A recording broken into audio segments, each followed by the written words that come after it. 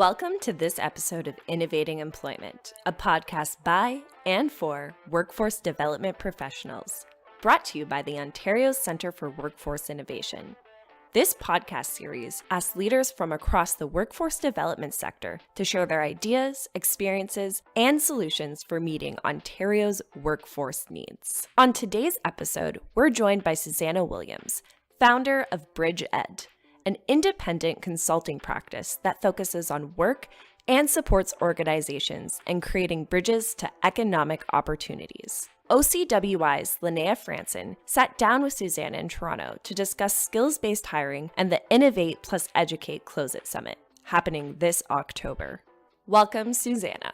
Hi, my name is Susanna Williams, and I'm an independent workforce development consultant, and I work with organizations across the world on improving the way employers hire people and the way we train people for work. I was wondering if you could just give us a little brief overview of your current projects with Innovate and Educate, and specifically the Hope Street Group. So this year, going into 2018, I have two primary clients. Innovate Educate is a nonprofit based out of Santa Fe, New Mexico, and they are working to help employers change the way they hire from resumes to skills. They've developed some technology, a program called the Core Score, which actually evaluates people's soft skills or transversal skills, and evaluates how they respond to situations and scenarios, and then presents that score in terms of how ready they are for this specific job in, say, retail or manufacturing. They get that score, and that is what they take to the employer. And the employer is able to see where their strengths are, where they need more support, connects them to training, and it provides a much better view into what a person can do. A resume is actually technology. We don't think of it that way, but it is a really old technology tool that we have been using in its current form since about the late 1800s. When you go back and you look at job postings from the late 1800s, 1870 to 1880, they are remarkably similar to job postings today. Right. And yet the work doesn't look at all alike. Yes. We are using the same tools we used more than 100 years ago for jobs that look completely different. Well, it sounds really innovative. It is. Very cool. Love it. I guess that leads us into our next question, which is noting that traditional pathways in education are no longer connecting workers to jobs, nor employers to workers with the right skills. In your opinion, how does the Close It Summit address these issues, and why has the summit come to be so important? Well, the Close It Summit is now going into its 6th year. It will be held in Brooklyn, my home borough, October 15th through the 18th. And it is the only gathering in North America that brings together employers, funders, philanthropists, policymakers, and providers in a single room to talk about how technology can help better connect people who are seeking work with employers and improve training. It was initially in DC, it's been in Chicago and in Dallas. This will be the first year that it's in New York. And with every year, it's gotten increasingly more critical. Hiring is broken. Employers don't know how to hire people. They have increasingly started asking for degrees, but if you ask an employer why they ask for a degree as a requirement, they'll tell you, well, because we think that people on our staff would be more comfortable if they were people like them. Or I've heard of that university, so I know that if a person has a university degree, they probably know how to do Excel. That is a really stupid way to hire people. That doesn't align at all with the job that needs to be done. Right. And employers at the same time keep complaining about what they call the skills gap. We can't find qualified employees. Well, when you talk to employers, I love employers, they're very, very nice. They'll talk about skills, they'll talk about higher education, but what they actually mean is they're having trouble finding people who know how to show up at work on time, put their phones away, be respectful to their boss, do what is asked of them. Like, really, they're having trouble finding grown-ups to do the work that needs to be done. With more soft skills. Right. So they talk about the hard skills, but there's an expression that people get hired on hard skills and fired on soft skills. What actually matters are soft skills. Right. And resumes don't do a darn thing to communicate what your soft skills are. Correct. So maybe you could talk a little bit about the filter in and filter out approach that you guys think is really important. So the way that employers are currently hiring is by filtering out people based on various sets of requirements. So when you look at a job description, it'll say something like, must have a bachelor's degree in communications, business, management, or English. Application tools, when you apply online, there are filters that will filter out anyone who doesn't say BA in English or business. And they go into the no pile. Exactly. Yeah. So if you don't use the right words, for instance, my undergraduate degree was in political history and philosophy. Guess what? I don't go through any filters because that doesn't fit their neat little boxes. Right. Employers are missing out on a lot of talent. And we have a whole group of people who are underemployed, which is a large problem we have a hard time quantifying, or not employed at all. People who have dropped out of the workforce entirely and said, forget it, I'm just going to stop looking for work because it's not worth it. So we have this massive talent pool that employers aren't tapping into. Right. When we shift our mindset to filtering in, employers begin by doing the hard work, which is actually thinking about what is the job that they are asking someone to do. Mm-hmm. That's not a series of tasks, because the tasks will change. If you get a new computer program that you want to roll out to your staff, it no longer matters if someone knows the old computer program. What matters is, do they have the ability to learn the new computer program?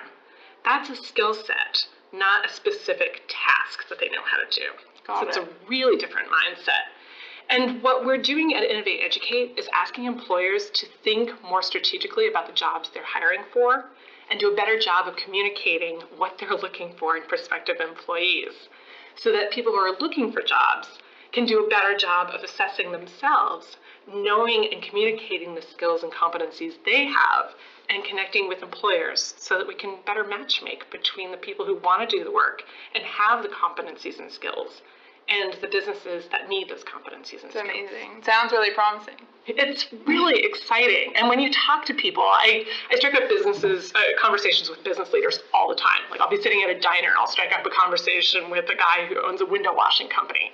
And I'll tell him what I do, and his first reaction is like, oh, we really need that. And then on the other hand, I'll be talking to people who are looking for jobs, and I'll tell them what I do. And they're like, oh, I really need that.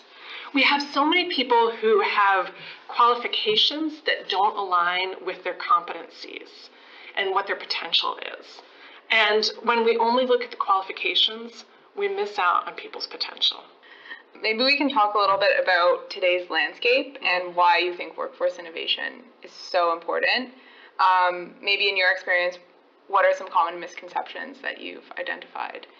For example, reasons for unemployment rates and tech taking over jobs. I don't know that tech is taking over jobs. I think that that's a really easy conversation to have, but there are economic historians who will show you that at every innovation point across history, people have used the exact same words to describe this is the end of jobs. So you think back to the Industrial Revolution when we were shifting from the agricultural era, they had the exact same panic points of like, oh my gosh, the machines are going to take over and there's going to be massive unemployment.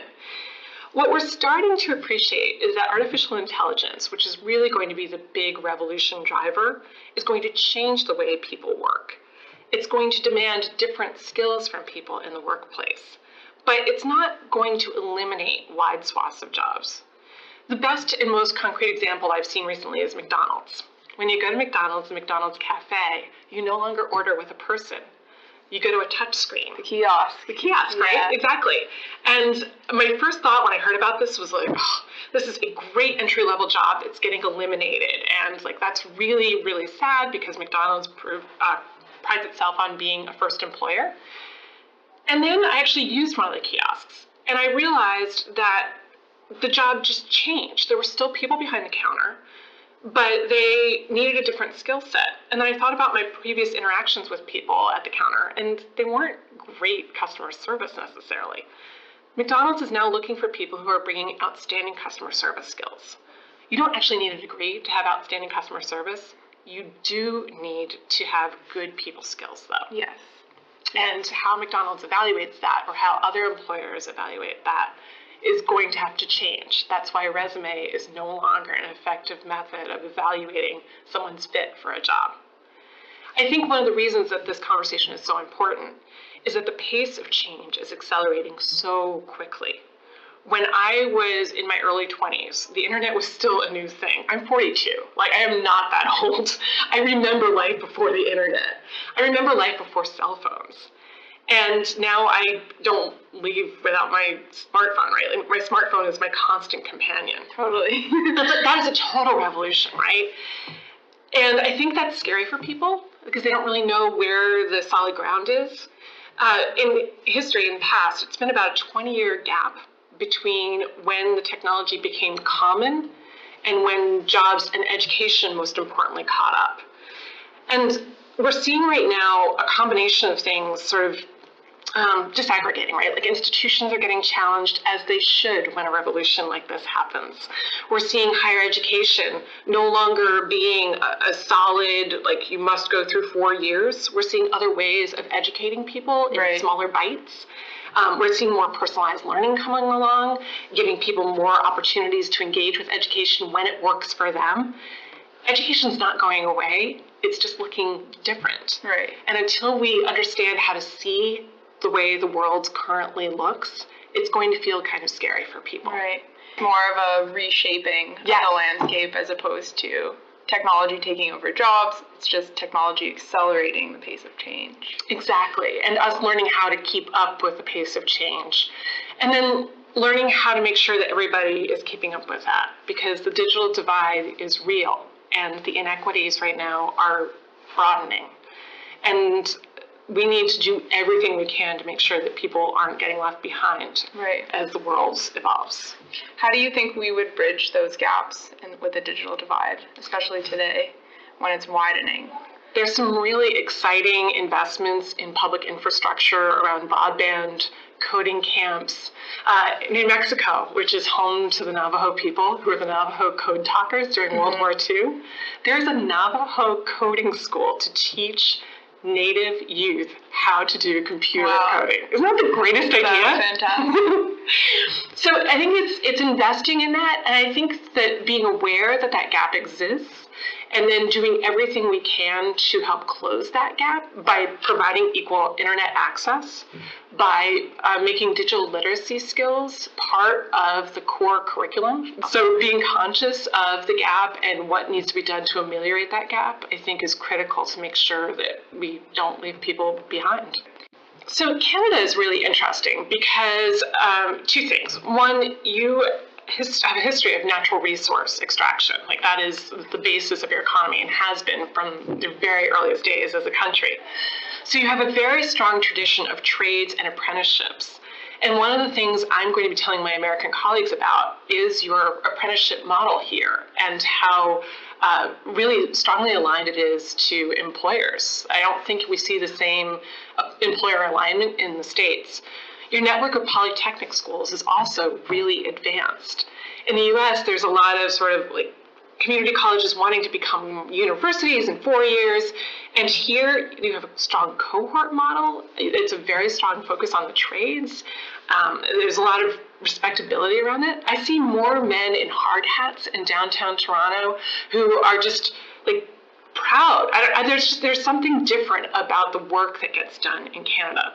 You also have a different funding model for your workforce development programs, and it feels like there's a lot more financial support and recognition from your political leadership that workforce matters.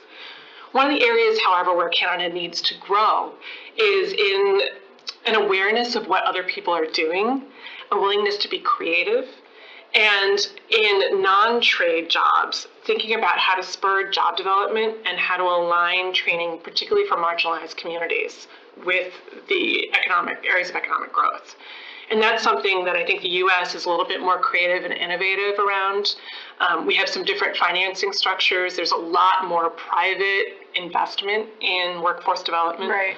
Our philanthropic community, particularly in New York City, is much more engaged in supporting workforce.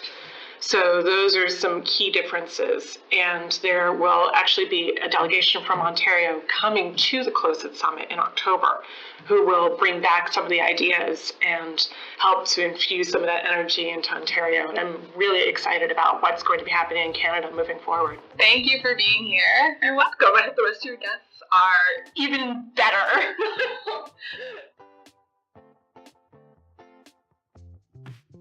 Thank you for joining us for the first episode of Innovating Employment. To stay up to date on upcoming OCWI podcasts, subscribe to our SoundCloud channel at OCWI-COIE. Stay tuned for our next episode on April 17th, when we talk with Amy Hahn about the transformation of the employment services landscape in Nova Scotia. Thanks for listening.